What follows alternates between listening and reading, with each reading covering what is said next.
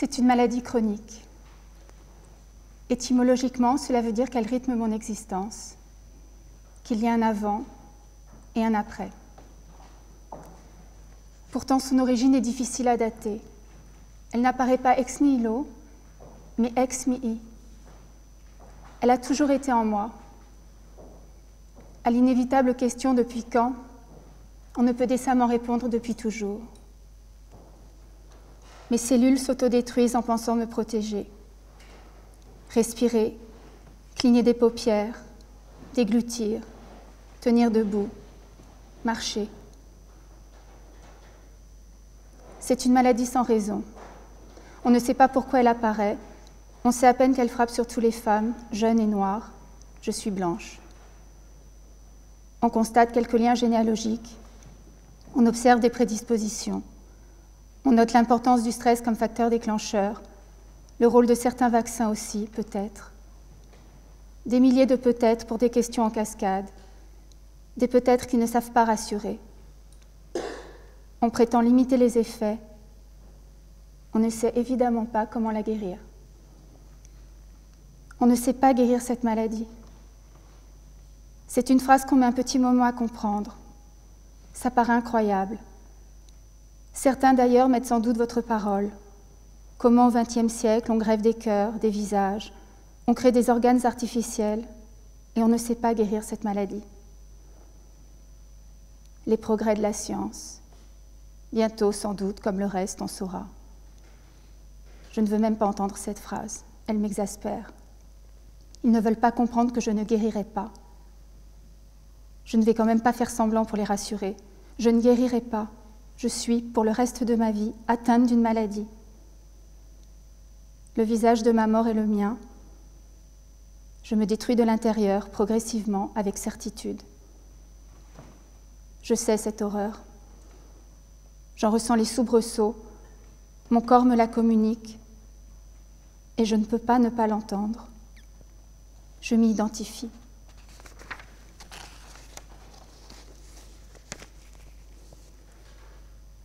Insensiblement, la main s'est faite plus hésitante. L'écriture s'est déliée et les textes sont devenus presque illisibles. Pas d'appui, se méfier et surtout de soi. C'est absurde. Cette maladie échappe à toute logique, avec la fascination de l'enfant qui tire sur le fil pour détricoter les mailles. En attendant le drame, on fait semblant. En attendant les crises, les attaques, on fait semblant de croire à ce répit. On s'installe dans le sursis et on se laisse prendre à chaque fois par cette douleur toujours plus forte que dans notre mémoire. On se maudit d'avoir cru qu'on pourrait la supporter, qu'on s'y habituerait. Perdre sur le chemin les amis qui n'en démordent pas. Il faut continuer à vivre comme avant, coûte que coûte. Ils ne voient pas les efforts que suppose pour nous ce qui va de soi pour eux.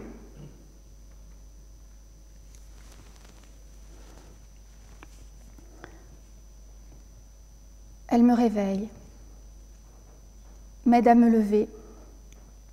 Une douleur sans raison et sans but, une absurdité. Pas de coupable, personne à punir, personne à blâmer. Je ne lis pas cette colère dans les manuels de médecine. Je n'en retrouve pas l'analyse dans les essais philosophiques.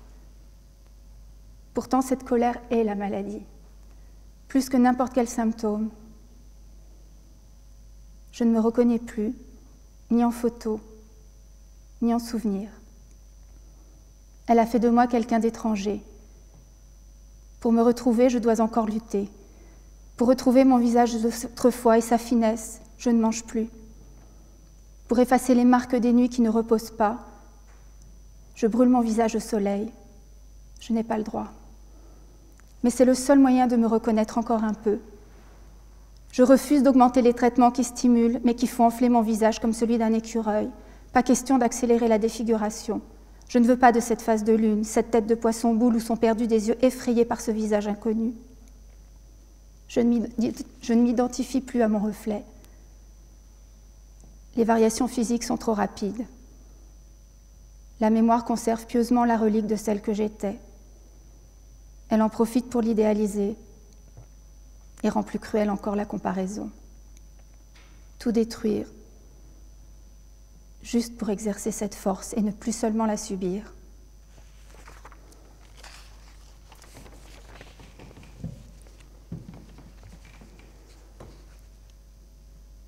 Des serpents de feu s'élancent dans les veines de mes bras et semblent vouloir s'échapper de mes doigts. La phrase est démesurément lente pour cet éclair de douleur qui saisit, avant même que je ne sois capable de le réaliser vraiment. Toi qui as tant appris à dire, tu es sans voix devant cette expression étrangère. Tes volontés autonomes, le désir de se séparer du reste du corps, voilà ce qui se passe, ce qui se sent en moi. Comment leur dire? Les bleus sous les vêtements, la peau qui se déchire au moindre accroc, les cheveux qui restent dans le pull qu'on ôte, comme une perruque qui nous échappe. Que cherche-t-on à me faire avouer? J'apprends à me taire, on ne comprend pas que je sois désormais incapable de vivre comme avant. La maladie m'impose des silences si je veux rester auprès des autres. Elle fait peur et éloigne. Elle est une expérience absolue. Elle coupe tous les ponts. Elle restreint la conscience au seul fait de la combattre ou d'abdiquer. Ce n'est pas mentir. Pour mentir, il faudrait pouvoir déterminer ce qu'est la vérité, ce qui va advenir. Il faudrait en être sûr, qui peut l'être. La maladie apprend à ne miser sur rien. Je parle plusieurs langues, présenter à chacun le type de renseignement qu'il est capable de comprendre ou de supporter. Le malade est idiot.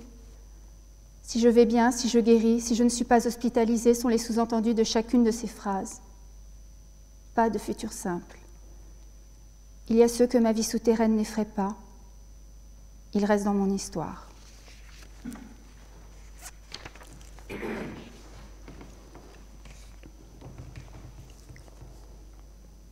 Mon corps est entré dans l'éternelle saison de la fonte des neiges.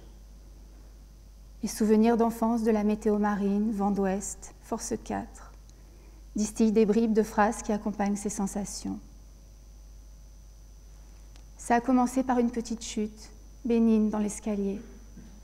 Du moins, c'est ce que l'on considère comme le début, même s'il y a eu auparavant d'autres signes inhabituels attribués à la fatigue, au stress, à la nervosité. C'est une chute idiote. Je manque une marche, me foule la cheville, me cogne la tête en tombant et m'évanouis. Par la suite, j'aurai d'autres troubles de l'équilibre, d'autres moments d'absence. Ce n'est pas suffisamment inquiétant. Il faudra 3 ans d'incertitude, de doute, la multiplication et l'aggravation des symptômes pour que le diagnostic soit posé. 3 fois, des médecins évoqueront celui d'une maladie auto-immune. 2 fois, il sera formellement démenti par d'autres confrères, plus savants qu'eux. La 3e fois, le bilan complet des tests de l'hospitalisation ne laissera plus de place au doute et donnera raison au généraliste du bout de la rue, lui qui ne s'appuyait que sur le symptôme le plus vague, le plus méprisé par ses pairs et le plus obsédant pour moi. Une fatigue harassante. Je suis en train de perdre ma capacité d'écrire. Ma main se dérobe, l'écriture est chancelante. La main n'écrit parfois plus ce que la parole intérieure lui dicte. Elle forme des lettres étranges, cherchant à s'échapper d'un cadre trop étroit, celui d'une pensée codifiée, réglementée. Elle s'est débridée. Médicalement, c'est le signe de perturbation neurologique, c'est dans la liste. Mais pour moi, ce signe a un autre sens. Il est temps d'écrire autrement. C'est un interrogatoire absurde. Nous sommes comme 2 étrangers s'efforçant de communiquer dans une langue qu'ils balbutient à peine. Je répète les phrases des médecins, mais je ne comprends plus. Certains analysent. Un narcisse, c'est intéressant. Ce n'est pas un hasard si c'est cette maladie et pas une autre. Repenser sa vie, son identité, ses choix, à la lumière de ce nouvel éclairage. Étouffer l'insensé sous la lourde couverture de l'interprétation.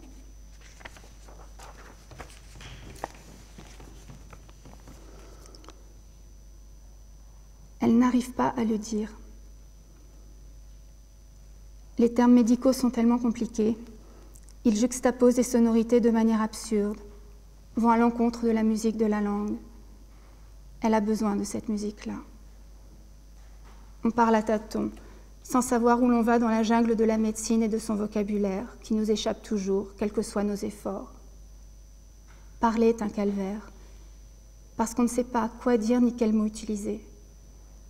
Ceux que l'habitude a vidés de leur sens, on a presque oublié à quel point le mot hôpital inquiète les chanceux que la vie a préservés. Dire les choses clairement, argumenter, construire une belle progression logique, c'est mon travail, que l'épreuve est nécessaire. La réalité est sans surprise. Elle suit sagement le chemin tracé par la pensée, qui divise les choses et les personnes, les classes et les ordonne, les sépare selon les catégories qu'elle a créées. Et puis, tout d'un coup, la vie n'est plus à l'extérieur, à distance. La ligne de séparation n'est plus abstraite. Elle passe en plein milieu de mon corps. Elle suit la ligne médiane qui sépare les deux yeux et confirme l'ultime clivage du pubis. Je reste irrésolue. Nous voilà dans notre citrouille de corps défait, sans parade, gênés par une intelligence ridicule, avec des artifices inutiles. J'ai 25 ans. Je suis malade. Je ne vais pas guérir.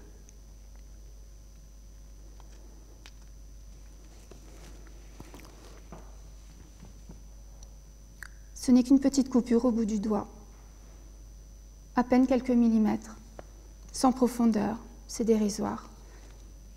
Je ne devrais même pas y faire attention. À chaque geste, la peau s'accroche dans les cheveux, les fils de l'écharpe, la maille du pull, devient insupportable. Pourquoi cette coupure m'obsède-t-elle ainsi?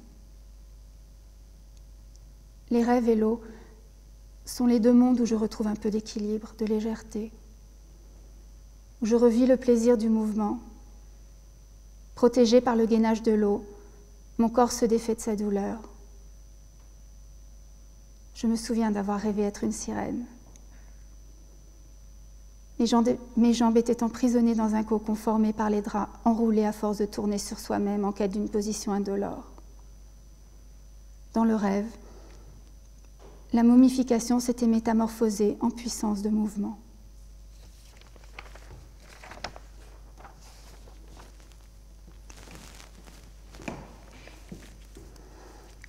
Je suis nue. Sur la table d'opération, sur ce lit d'hôpital, devant l'appareil de radiologie, on m'a dit d'attendre.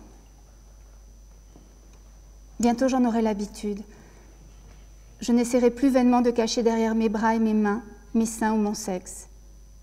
Bientôt mon corps me sera indifférent.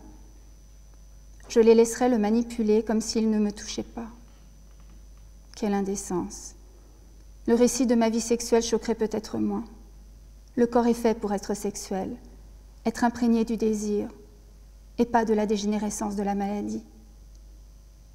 Que signifie encore être impudique pour celui qui a été patient? Après s'être vu en tranches, en taches colorées, en squelette, quelle image vivante de moi reste-t-il encore? Que reste-t-il encore de secret et d'intime, de fier ou de sensuel? Il n'est plus depuis longtemps le lieu d'un plaisir narcissique. Il tombe dans le domaine public. Notre santé devient un sujet de conversation. On ment pour ne pas avoir à se mettre à nu. J'avais oublié le trouble de celui qui se dévoile pour la première fois sous le regard d'un autre, qui n'est pas là pour nous juger. J'avais oublié ce que pouvait être le regard de quelqu'un sur moi. Un regard de curiosité, d'attente, de désir. Anorexia, absence de désir en grec. Le corps se creuse pour ne plus laisser d'espace au désir, se restreint comme pour interdire définitivement toute intrusion. Un corps trop souvent soumis aux investigations médicales peut se lasser. Je préfère leur faciliter la tâche, me rendre transparente. Il n'y a pas de tromperie. Je reconnais mon corps malade. C'est le signe qui suscite le plus de réactions, le seul vraiment manifeste. Les autres symptômes de la maladie ne sont pas forcément remarqués. J'ai l'air fatiguée, je suis irritable. On finit par oublier que je n'ai pas toujours été ainsi. Et puis un jour, sans qu'on s'en soit vraiment aperçu, On se rend compte que la maladie s'est apaisée et le désir revient, celui des autres, mais surtout celui de soi. Un jour, un regard se fait plus insistant. Il ne cherche pas en vous la source d'un problème. Il ne vous désigne pas comme anormal. C'est un regard de séduction.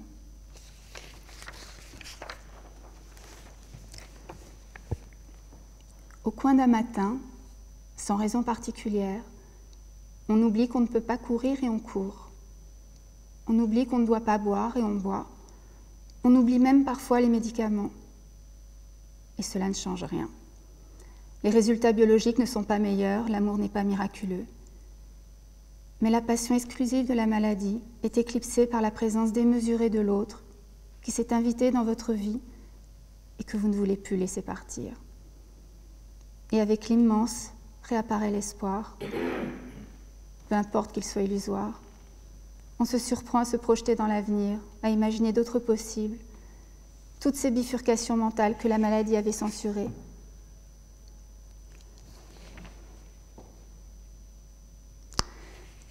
J'arrive en urgence pour une péritonite. On me dit de me déshabiller entièrement et d'attendre dans la salle d'opération.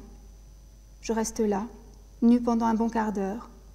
Elle n'est pas endormie. Qu'est-ce qu'elle fout à poil celle-là, crie le chirurgien à la cantonade. Où est-ce qu'elle se croit?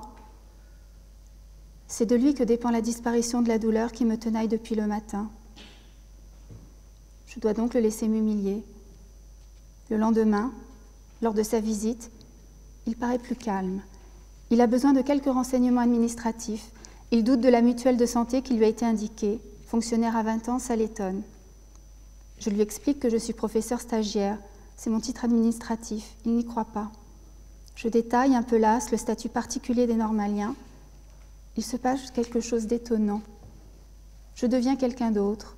Je ne suis plus l'exhibitionniste de la veille. Je ne suis plus la gamine capricieuse qu'il a tirée de son lit. Pour la première fois, cette étiquette me confère un traitement particulier. Vous auriez dû me le dire plus tôt sans me le dire son visage. Est-ce qu'il m'aurait mieux traité? Piège le plus élémentaire, la nudité. Cette manière qu'a la maladie de nous mettre sur un pied d'égalité. Nue, je ne suis plus personne. Nue, je n'ai plus d'identité. Je peux être humiliée en toute impunité. Il n'a pas tort d'être si vulgaire. La maladie est obscène.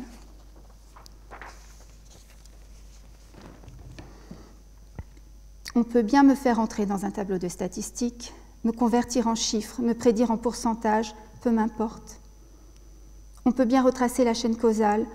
On élude l'interrogation majeure, pourquoi être malade? Alors oui, j'ai compris.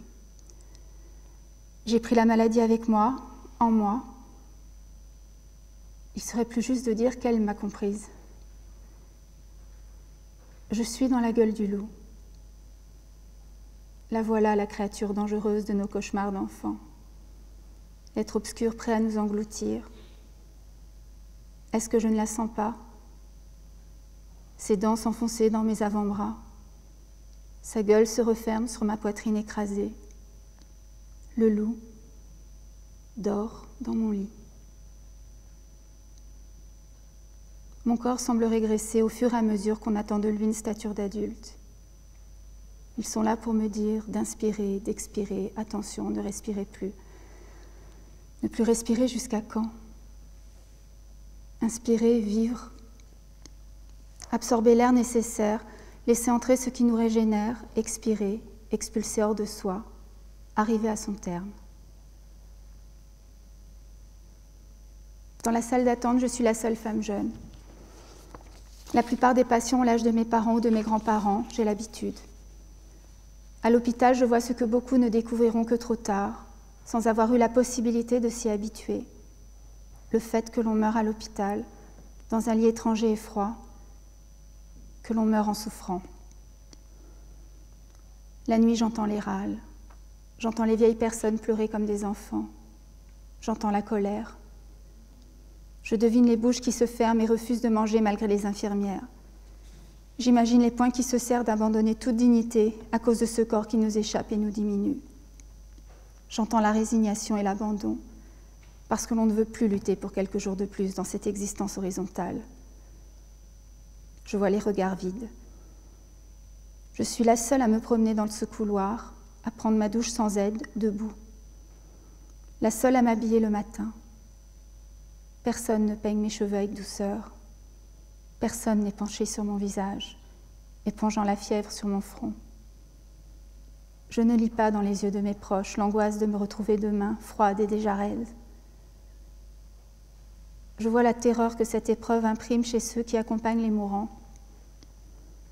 Je vois la solitude des malades sans visite.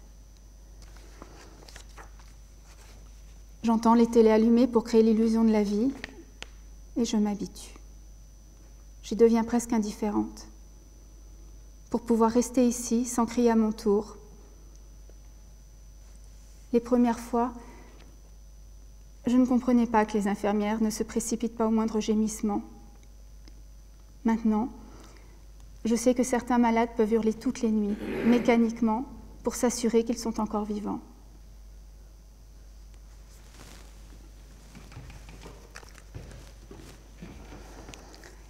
Ils piquent et repiquent comme des brodeuses.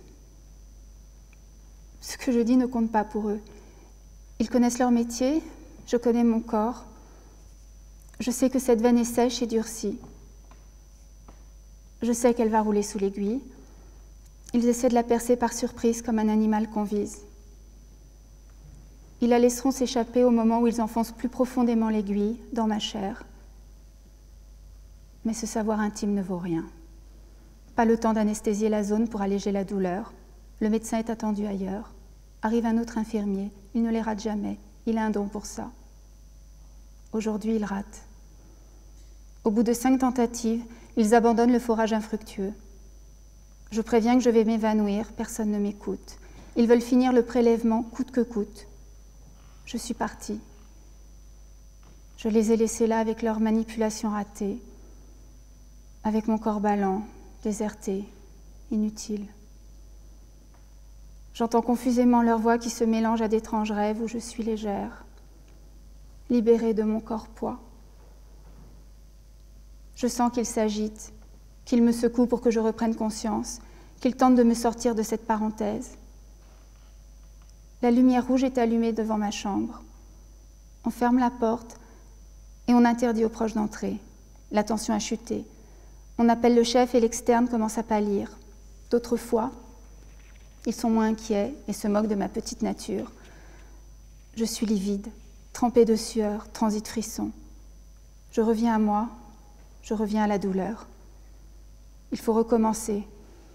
Réintroduire l'aiguille dans le dos pour la ponction lombaire ou la biopsie rénale. La sentir s'enfoncer lentement jusqu'à des profondeurs insoupçonnées. Sentir la résistance de la chair agressée. Rester consciente, rester consciente, rester consciente.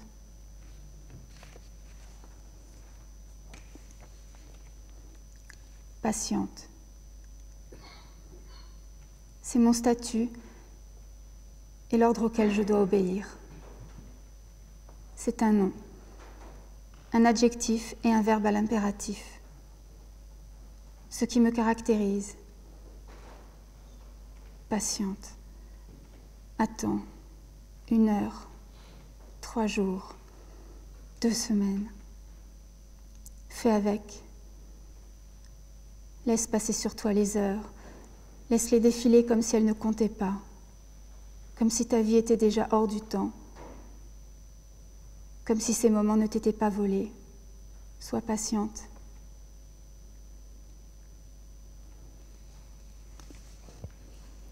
J'ai étudié consciencieusement la maladie d'un point de vue philosophique. Il me semble que ce que j'en ai lu ne m'a rien appris, ne m'a rien permis de comprendre, ne m'a prévenu de rien. En matière de souffrance, la philosophie est d'un piètre secours.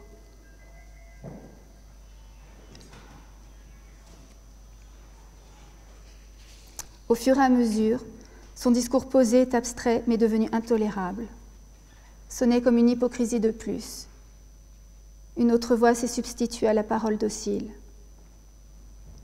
Le seul désir qui ait encore sa place ici est un désir de l'instant, un désir fou qui n'engage pas, qui se consume dans la minute où il se réalise, qui ne laisse pas de traces, qui profite des moments de répit de la douleur pour renverser la violence et en faire un instrument de plaisir. Ce désir n'existe pas. Il reste fantasmatique. Un désir qui n'aurait aucune considération de l'autre, qui s'en servirait comme d'un objet de satisfaction égoïste, qui le jetterait une fois utilisé. Un désir qui lui ferait subir cette violence que l'on subit sans cesse à l'hôpital. Rappeler ce qu'on est à chacun, justifier notre présence dans ce lit, dire pourquoi alors qu'on est si jeune, devenir sage par la force des choses, adopter l'état d'esprit qui correspond à l'âge avancé de notre corps d'Hécatie. Certains abusent. Ils viennent se reposer à l'hôpital, se libérer d'un conjoint acariâtre, convoquer par la force de l'inquiétude leurs enfants qu'ils ne voient plus très souvent, gagner un peu d'attention. Je les identifie vite, ces petits malades qui gémissent plus fort, boitent ou s'évanouissent dès qu'il y a des spectateurs. Je connais l'envers du décor. Ils m'amusent et m'attristent à la fois. Je les entends se lever plus aisément la nuit.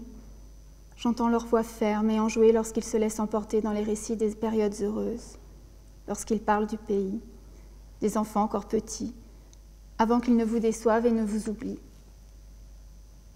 Je remarque comme la voix s'éreinte et chevrotte, comme la mine se défait quand le docteur entre dans la chambre. Je connais les coulisses de ce petit spectacle qui se joue entre le malade et le médecin. Je ne vais pas cafeter. Personne n'est dupe de toute manière. On ne cache pas grand-chose en chemise de nuit. On cherche un corps, une attention qui soit tout entière pour nous, parce qu'on ne peut pas demander que s'arrête l'examen nécessaire. On ne refuse pas l'amour, même s'il fait souffrir. On ne dit pas qu'on ne tient plus debout, et on s'accroche au mur. Je veux porter plainte, faire ma déposition, poser ce fardeau quelque part pour quelques heures. Personne n'est à même de le porter à ma place. Personne ne me défera de mon corps. Chaque tentative est échec. Le psychologue, le médecin, les proches bienveillants. La violence de la situation doit être tempérée. Personne pourtant ne semble pouvoir l'atténuer. Les laisser croire que la vie qu'on mène est facile et douce. Elle l'est d'ailleurs à certains moments. Cela seul qu'on raconte. Rester droit. Que la détermination remplace les muscles.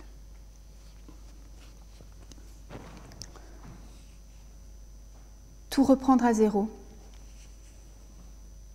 Quand on sort de l'hôpital, il faut tout refaire, reconstruire le corps. Il faut une colonne vertébrale pour se tenir droit. Le corps a fondu et des os insoupçonnés saillent sous la peau trop fine. Il faut se muscler à nouveau. Ils me disent de me détendre. Il n'en est pas question. Il faut résister. Seule la tension, le combat le permettent. Si je me détends, je m'effondre. Si je laisse la fatigue prendre le dessus, je pourrais ne pas me relever. Le monde de ceux qu'on oublie dans leur lit, jusqu'à ce qu'ils finissent par s'y confondre.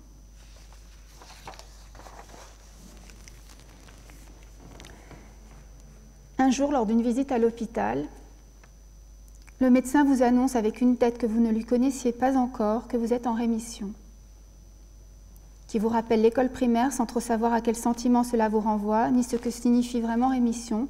Il faut s'en réjouir, dit-il. Nota bene, ne pas oublier de se réjouir. Le pire condensé en 10 lignes dans un dictionnaire médical, démultiplié sur 1000 pages Internet, il est toujours présent en arrière-fond, qui a vu des malades plus atteints, mourant de la même pathologie, à 20 ans dans la chambre d'à côté. Tout se confond. Il me propose cordialement d'envisager une grossesse, parce que c'est le moment. Vos désirs ne vous appartiennent plus. Ils doivent s'insérer dans une logique thérapeutique. Vous faites définitivement une croix sur votre vie privée. On les envoie promener avec leur planning. On rêve d'une manifestation naturelle et normale de ce corps. Mais il ne bouge pas. Il a pris le pli. Il laisse les médecins faire ce qu'ils veulent de lui. Il a renoncé. Ils disent gentiment qu'il ne faudra pas les supplier dans 5 ans, qu'il sera trop tard. On capitule. C'est la première chose que l'on vous avait dite. La grossesse présente un risque majeur, maternel et fœtal.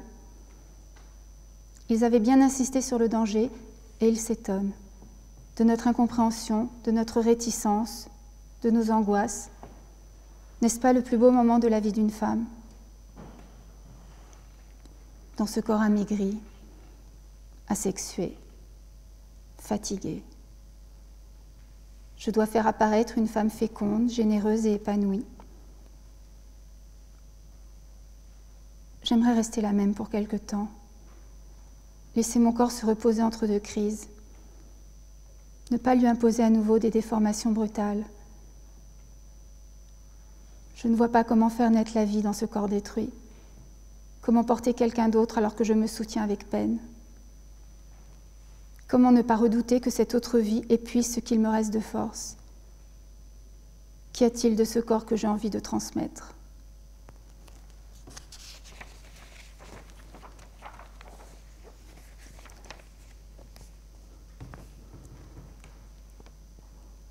La pluie me fait mal. Je la sens venir dans mes mains et mes pieds. Je suis noyée de l'intérieur, gonflée d'œdème. Bientôt, l'eau atteindra mon visage déjà enflé, comme un ballon qu'on distend jusqu'à ce qu'il éclate. Une pluie de minuscules éclats de verre. Personne ne peut voir, personne ne me croira. À quoi bon le dire? Je souffre d'une pluie invisible. La maladie est dans ma tête, psychosomatique. On ne peut pas négliger cette possibilité. Aujourd'hui, pourtant, je suis prête à le reconnaître. Certains de mes symptômes sont psychosomatiques. On peut les identifier facilement. Ils apparaissent et s'accroissent à mesure que je m'éloigne d'un hôpital. Je vais rester toute la journée dans ce lit sans lire, sans manger, sans me lever, sans vraiment penser. Des heures entières dans l'eau brûlante du bain, à attendre pour la 20e fois le résumé des informations de la journée, à prendre l'indifférence pour se supporter soi-même. Le psychiatre parle de pensée magique. Je m'y résous et presque miraculeusement apparaît la semaine suivante. Je ne peux plus plier le pouce. Sans raison, du jour au lendemain, je n'ai plus de pouce à la main droite. Le psychiatre a un doute. Il m'envoie chez sa femme rhumatologue. C'est elle qui me libérera de l'enfer du psychosomatique. C'est elle qui émettra l'hypothèse d'une certaine maladie auto-immune et qui prendra en considération le terrain familial miné de malades, alors que beaucoup de ses confrères avaient repoussé ce détail d'un geste dédaigneux. Ça les indignait. Mes douleurs n'existaient pas.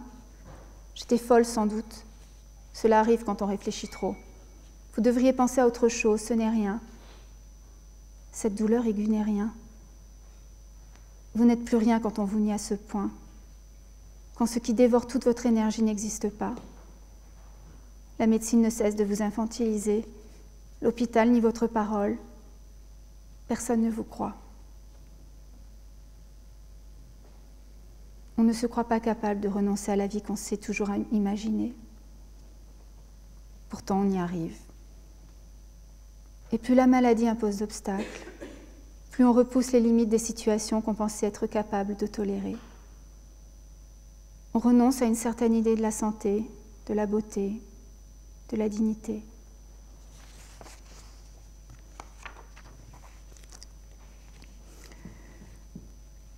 Son attitude dit « Je suis sportif ». Son teint dit « Mes vacances sont fabuleuses ». Ses yeux disent « Je vais vous aider parce que vous me faites pitié ». Sa montre dit « J'ai des patients privés à 350 € la consultation ».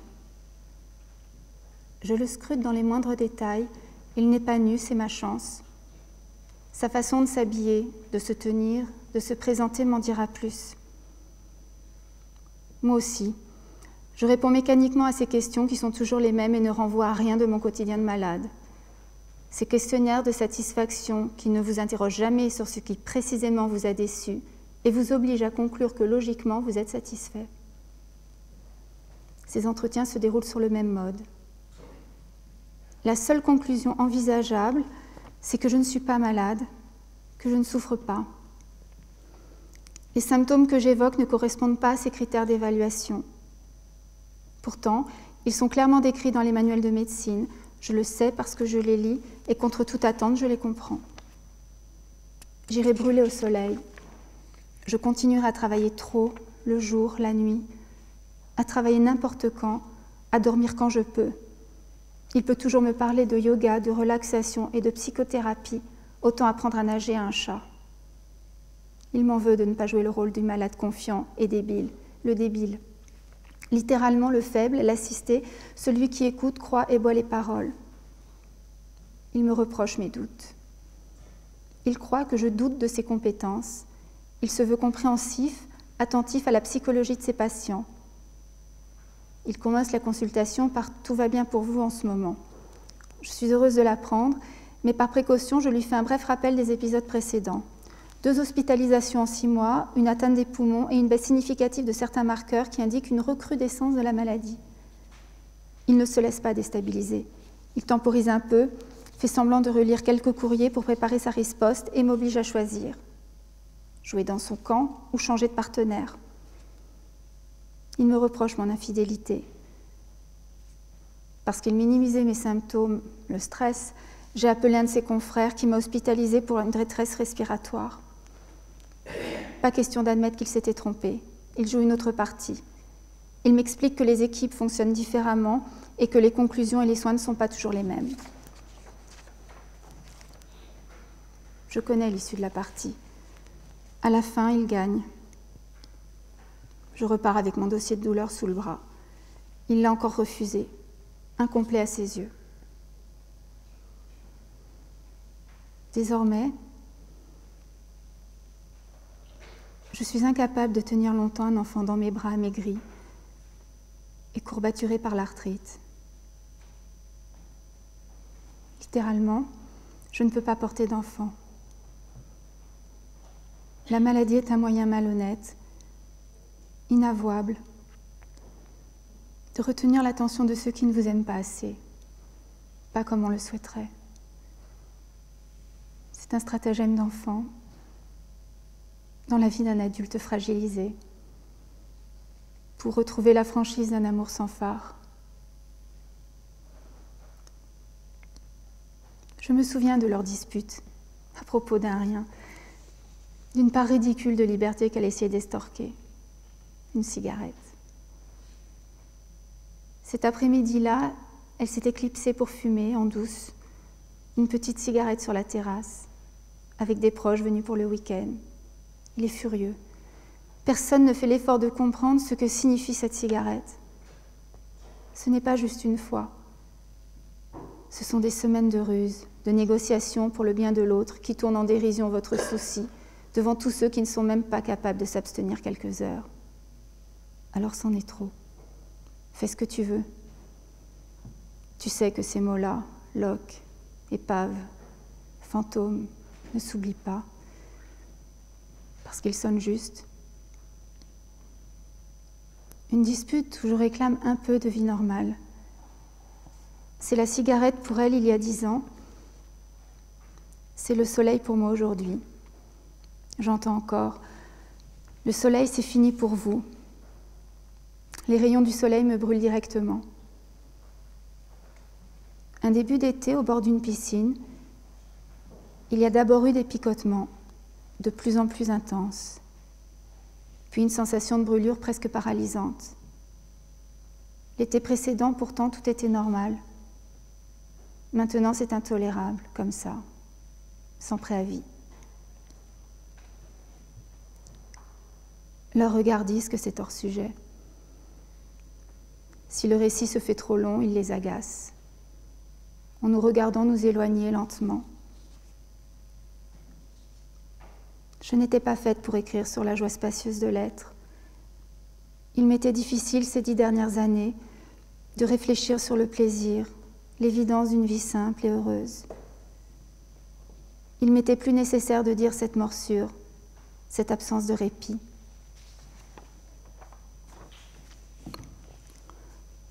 On ne sait plus ce qui est vrai. On ne sait pas quelle parole peut dire la vérité de cette expérience. Est-ce si difficile à comprendre ce qu'est ne pas guérir? Je peux comprendre qu'il reste incrédule, qu'il ne croit pas tout. Je ressens ce même sentiment face à d'anciens souvenirs. Je doute même que j'ai pu vivre de tels moments. Leur image se dilue dans l'atmosphère irréelle des séjours à la pitié, dans la vie grave, dans le petit quotidien tragique de l'hospitalisation. Attraper ce dictionnaire, tirer cette valise, soulever ce pack d'eau, la douleur est partout. La tentation est grande de tout confondre. Ce que j'ai arrêté de moi-même et ce que la maladie a rendu impossible. Souvent, elle est aussi une excuse, pour des résignations faciles, pour certaines paresses. Peu m'importent les arguments de ceux qui ne sont pas dupes, peu m'importent les autres, leurs jugements, leurs conseils. Parfois, tout m'est égal. Je veux juste qu'on me laisse tranquille. La seule condamnation, la seule fatalité peut être celle que je m'inflige. Quel pacte faustien, quel compromis cache ma résignation si facile à être malade. Je n'ai pas lutté contre cette idée. Pas un instant. Cela me paraissait inéluctable. J'ai l'impression d'avoir passé mon enfance à m'y préparer. J'ai l'impression de l'avoir toujours su. Peut-être ai-je confondu cette douleur avec une incapacité plus générale à vivre, avec un autre mal-être. Peut-être ai-je accusé un corps qui ne peut pas me contredire. La déception vient peut-être d'ailleurs, de plus loin. La vérité crue. L'obsession de faire le bilan de sa vie. D'en imaginer la fin plutôt que de l'ouvrir à des possibles et la prolonger. Il faut prendre des risques, volontairement, parce que c'est la seule façon de reconquérir sa propre vie. Il reste un équilibre fragile et l'espoir de le maintenir. Un souffle léger l'ébranle. Mais dans cet équilibre précaire, la vie est possible. La maladie l'a intensifiée, elle a inscrit la possibilité de la fin et de son contraire dans les mains qui tremblent, la voix cassée, le souffle court. Peu importe, on peut continuer à vivre de cette manière.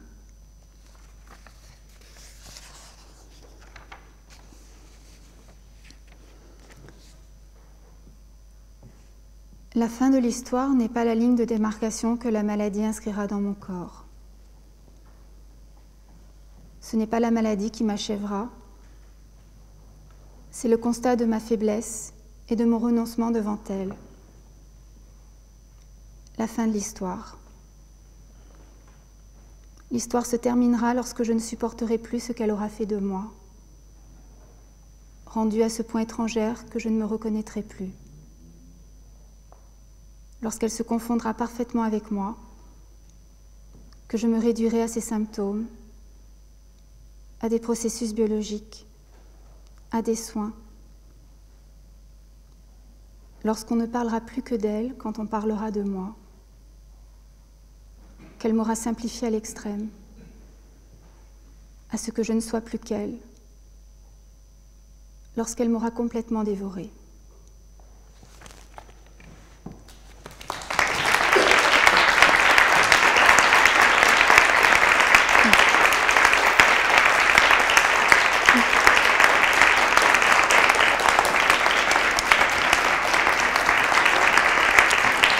C'est clair.